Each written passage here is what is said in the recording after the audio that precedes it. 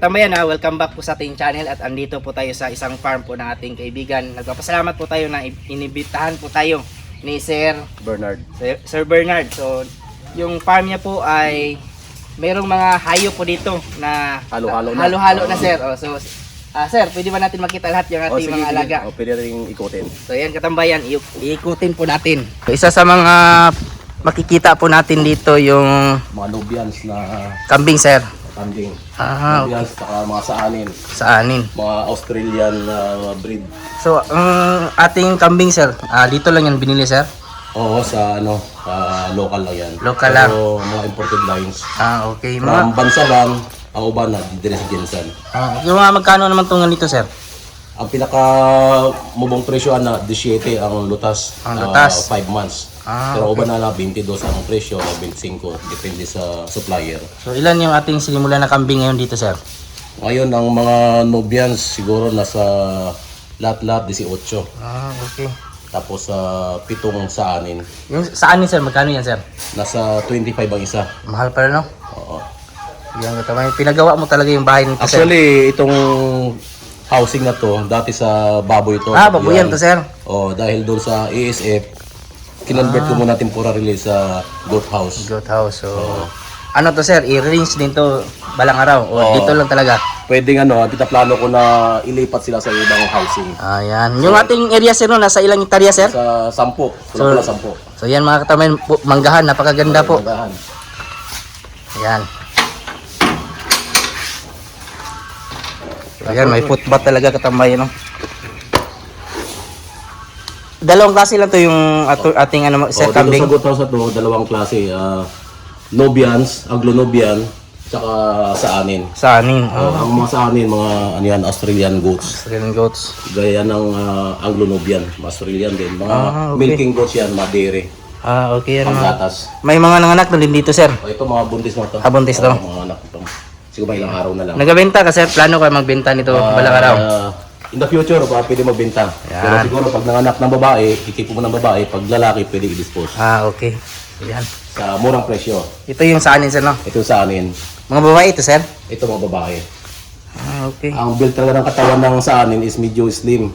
So hindi siya mataba talaga. Hindi siya mataba kasi hindi pang karne. Yan Pang katamay. siya pang gatas. Ito saanin dito, sir, no? Mas mahal ang babae, sir?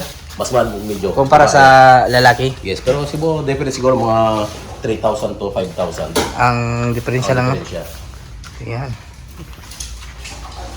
Tapos hinihiwalay ko lang yung iba yung mga ito, yung back ko lalaki kasi Okay. Anglo man to, sir, no? Anglo-Nubian, pure breed. Pagbili nito, sir, ano to? Malaki na? Malik pa yan nakuha, siguro mga 5 months. Okay. Ngayon, more than 1 year na siya. So yan yung taga-kasta dito, sir. Ito yung pinakabako, pinakakasta. Ayan.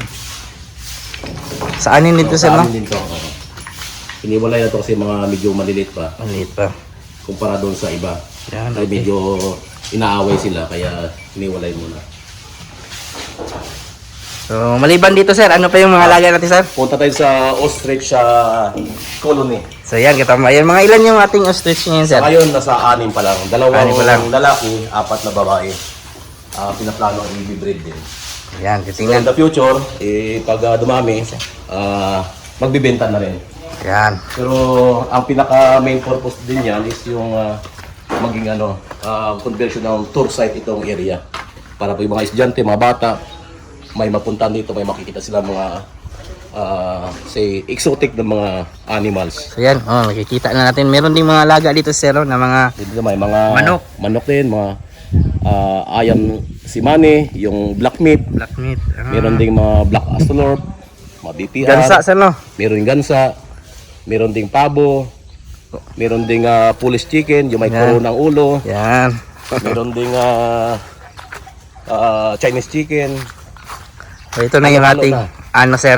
Ito yung Ostrich ostrich natin. natin. Sa ngayon, 6 pa lang sila kasi considering na Nagka-umpisa pa mahal lang. ang ostrich. Magkano pala, sir? So, ang price niyan per head is 35,000.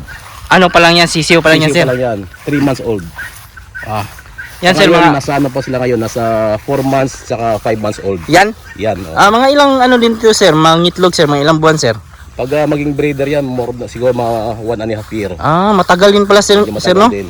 Hindi Pero kahit na less than 1 year, mangingitlog din sila pero hindi siya fertile na itlog. Hindi siya fertilize kung wala. Hindi siya fertilize. Yan. So, Bata paano pa pala ito, sir, no? Yan? Ito mga bata pala. Sa pagbili mo nito sir, mga ilang kilo sir, mga pagbili mo, kumbaga Nasa 30 plus, 31 kilos, 32.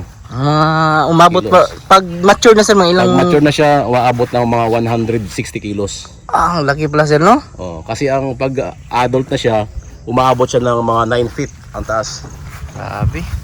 Bata pa pala to sir no? Mga bata pa yan.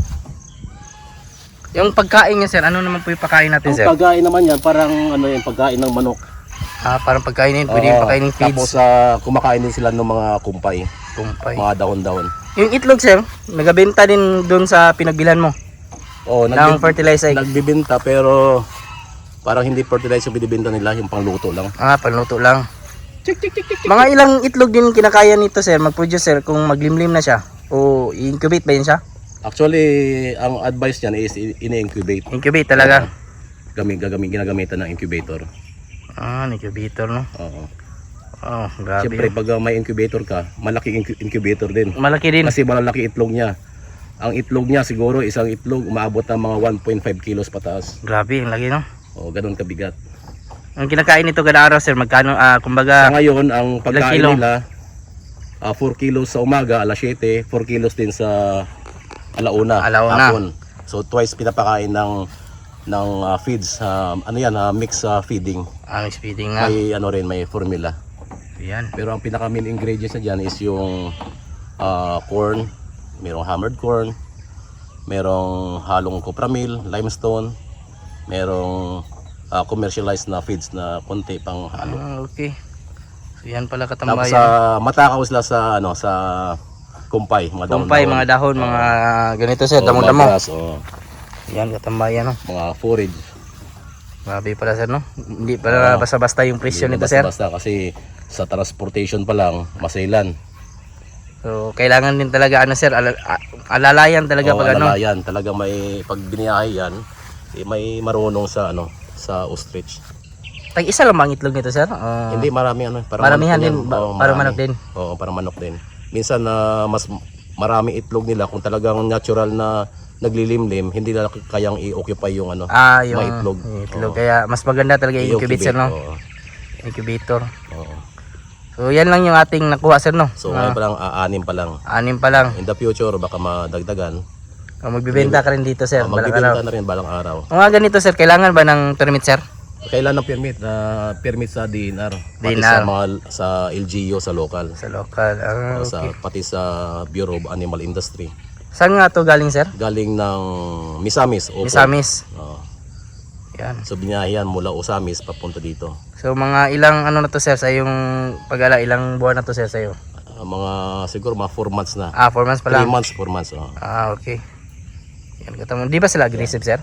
Hindi naman. Basta sanayin sa tao. Pag nagpakain kasi diyan, may technique kasi diyan. Pag pinakain mo, bago mo ilagay ang pagkain, ipakain mo sa palad mo. Sa palad? Para lumapit. Okay. That way masasanay sa tao. Yan, parang din sa zoo sir no? Oo. May ba to sir, pang tawag kung sa manok, tawagin mo. Ito meron din. Parang manok lang din. Okay, maglapit din sa sir. Oo, malapit din. Ngayon hindi siya masyado lumalapit kasi busy sa pagkain. May pagkain na sila Pero pag walang pagkain yan, dala mo pa yung kumpay, makikita nila, lalapit na sa iyo yan. Okay. Pag sanay sila. Grabe pala no. So dalawang dalawang klaseng ostrich. May African saka Somali. Pwede din siya i-cross sir no. Oo. Ayan, parang manok din pala sir no. Parang din yan, parang manok. Ang Somali, mapapansin mo, pag adult na siya, bluish yung liig niya tsaka paa. Okay. Pag African ostrich naman, reddish yung liig tsaka yung paa niya. Mga ganito sir, kailangan din to na i-vaccine sir. Hindi na. Hindi naman na. Matibay din sila sa sakit sir. Matibay sa sakit. Galing. Actually, nung nakuha ko doon, kompleto naman siya sa vaccine. Kompleto na talaga, parang manok din. Oo. So ganito kalaki yung ranging area na sir no. Oo. Pag ano na sir, pag Pag dumami na yan, mag-expand na rin Expand ka. papunta doon. Oo. yan, magdahan to dito Anyway, katambayan. malawak-lawak naman tong area. Tama din. Nasa 10 hektarya. Grabe, Kasi sir, no? tayo manggahan din. O pag ano sir, yung ganito talagang kulungan na sir, no? Oo. Yung naka ano talaga, nakabakod. Kabakod. Hindi man kailangan mataas yung bakod kasi hindi man sila nakakalipad. Yan. Ito lang yung ano, ito lang yung bird na hindi makalipad. Pinakamalaki man sila sir, no? Na Oo, bird ito sa yung buong mundo. Yes, oo. Yan, laki pala, no? Grabe pala ang timbang Biggest ito. bird on earth. Ang ostrich. Mahala din sir, no? 35. Nasa- Ang matured nito sir, may Abot. nagamit na rin. Meron din, abot ng 180 hanggang 250,000. Ang matured Ang na. isa, Matured. Wow. Pero minsan ang matured kasi hindi masyadong tame, hindi na ano ba, hindi nasanay sa tao. Kaya medyo Aggressive delikado sila, rin. kumbaga. Unlike pag bata mo pa nakuha, masanay sa tao, friendly sila, Okay. lumalapit sila.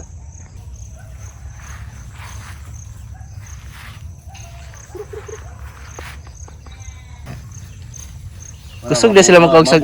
Butan sila ba? Abot. Kusog sila magkaon po sir, no? Oo, sige makaon. Yan, yung ano, ostrich. Galing. Maliban dito katambayan, meron din pong kambing. Bower dito sir, no? Oo, bawal naman. So yung ating kulungan sir, sa ano, bago din yan. Yung mga 1 year na rin. 1 year na rin. Mas matagal ka na nag-alaga ng kambing Oo, sir, no? actually, dating ano yan, housing ng native na kambing. Native na kambing. Oo, tapos ng ano, katagalan, nag-upgrade ako ng kambing. Ang na-upgrade ko, napunta sa full blood. Okay. Ganda ng ano Babae sir. O, ang ano ko diyan, ang back ko na traditional, yung white thread ang ulo, nasa 130 kilograms. Ang buwer. Ang weight niya. Grabe, no? Yan. Yan katambay no, ang laki. Murag giant. So ito sir, nagabenta nito sir, wala pa. Gabinta na din ako. Nag-start nakabenta sir. Actually may for out ako diyan na isa. So yan, ang laki katambayan, no? Mga pila kaki, muna 130 sir? 130 kilograms. Grabe, dako eh. Mga babae sir, mga pila po sir, nadre. Sa dire mas yung mga 18 ka. 18 ka babae. May mga buntis din sir. Oh, na pa yung mga buntis. May available ka na ginabenta din ngayon sir. Na ang available na ako karon kay duha makakasi dire full blood o pure breed. Okay. So, ano yan, full blood sir? Ang full blood naman, ang amahan ug inahan full blood.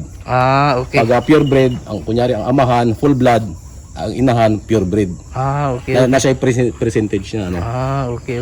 Laki. kung lalaki. Yan yung pure breed sir. Pure breed. Ang, Magkano, ang amahan niya kini iyang amahan. Okay. O ang inahan niya kato. Dakusad, pure breed ang inahan. Mga magkano tong mga ganito sir? Pag mga full blood na traditional ito, traditional, nagre-range ng 50,000. Buntis niyan sir? Hindi pa. Ano pa yan? Kumbaga, nanganak na yan. ang anak na. Out na. Grabe no, doon pa oh. Yung mga nandun, mga buntis, saka ano, Grabe dakuan ni sir oh. Ang pagkaon na ni sir? ang pakaon, ay silage, na kumpay, na halo nga commercial feeds pang pang supplement. Okay. So, Pero ang commercial feeds niya, masara. ang flooring nila sir no, ani jud sir no? O ingani, para limpyuhan ba. Gani po. Daghan na dito sir. Mga native. Malayo talaga yung native kumpara sa ano sir no? O layo kayo. Ay ang native, siguro mga 1 year old native, 2 years old, nasa 30 Kilos lang. 5 kilograms. So pag sa diri na ka sa Mga full blood, ang 2 years nimo abot ng mga 90, Dakuan. 90. Kani sir mga bata pa ni sir. O nay kani mga banana bata pa. Pero ito mga buntis na yan. Mabuntis na to. Pero mga siguro 1 year, 2 months o ganon. Pero wala pang mga 2 years yan. Okay. Hanggang ilang taon na to mag-stop ano sir? Hindi habang buhay sila. Basta buhay pa sila. Oo, nanganak yan. Mga ganito na kalaki sir, magkano naman sir? Ito mga breeder na to, mga ganito nasa 60,000 hanggang 65. May tagging talaga sir no? Tapos yung yung red na to, galing to sa Visayas, full blood yan, nakuha ko ng 85,000. Grabe, mahal na sir no? O, ano lang, 5 months old pa yan. Ito, 5 months pa. Pero ito ngayon, nasa ano yan, magwa 1 year na. So, pwede na siya magkasta, sir? Pwede na. Oh. Hinihintay na lang na mag-hit Ah, para kastahan. ayan. Ito naman mga nanganak na. Ayan yung mga anak. Tagdalawa lang, sir, no? Dalawa, may isa, minsan swerte 3. Mo nang isa, ang kanang dako, sir. Oh, breeder din yan. Breeder din yan. Oh, Ang ilang full kilo yan, blood din sir? yan. Siguro nasa 125 ganon. Grabe, ang laki, sir, no? 120 hanggang 125. Mas malaki yung traditional. Pag ganyan yung mga binibenta, sir, yung breeder na talaga, sir, magkano yan, sir? So, depende. May minsan abot ng 150. Mahal, eh. So, yan. Ang galing at ang bayan, no? Nasa ito i-pick-up dito. Problema sa pick-up mo. Kung saan nakabuk na biling, kayo Namatay, sir? siya ba? Usa na nalapas sa iro ba? Sayang. Ang iro na ako na duha, Doberman. Okay. Ano, sir? Karniro, sir? Kana pila ka karniro po ni, sir? O sana mga siguro 15 buk na biling. Sige, po ni panganak. Muram ka po ni kana, sir, no? Murag mo sa mga kanding. Yan katambayan, no? Karniro. Dili na siya naka-range, sir? Dili, wala naka-range? Kari siya. Di kulong lang. Bangga. Okay. So, yan. Para di makawag chemical ba? Para ding ano, sir, no? Kambing, sir, yung pakain nila, sir. O kambing din. Yan. Kumpay o kining usa. Pwede sa silage, sa mga sapal sa nyug. Okay. So yan lang po ngayong araw, mga katambayan, at sa mga nanood po natin mga previous videos, mga bago po natin subscribers and viewers, welcome po sa aking channel. At kung kayo lang po ay napadaan ngayon, sana po ay gusto niyo po na subscribe, follow at i-like din po yung ating Facebook page Manok Tambayan. Nag-upload na din po tayo doon. Malaking tulong po yan. Kung may mga katanungan man po kayo, ilagay lang po sa comment section at ating sasagutin.